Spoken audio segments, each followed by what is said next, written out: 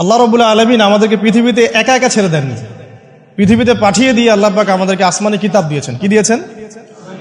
প্রত্যেক যুগে যুগে আসমানি কিতাব এসেছে।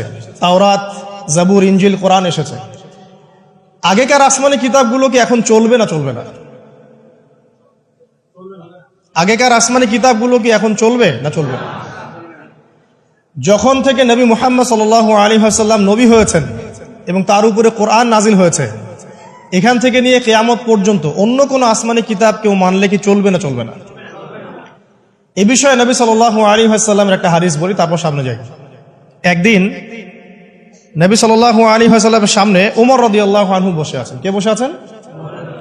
ওমর রাদিয়াল্লাহু আনহু নাম তো জানেন, ইসলামের দ্বিতীয় খলিফা। নবীজিকে বলছেন যে তাওরাতে কিছু সুন্দর কথা আছে ইয়া রাসূলুল্লাহ। এই কথা বা এই স্টেটমেন্ট শোনার সাথে সাথে নবী সাল্লাল্লাহু আলাইহি ওয়াসাল্লামের চোখ মুখ রাগে লাল হয়ে গেল। হাদিসটা মিশকাতে আছে। রাগে লাল হয়ে নবী সাল্লাল্লাহু আলাইহি ওয়াসাল্লাম বলছেন যে ইয়া ওমর, হে ওমর, তুমি আমার সামনে তাওরাত পড়ছো? জেনে রাখো, লাউ কানা মূসা হাইয়ান, যদি মূসা আলাইহিস সালাম এখন জীবিত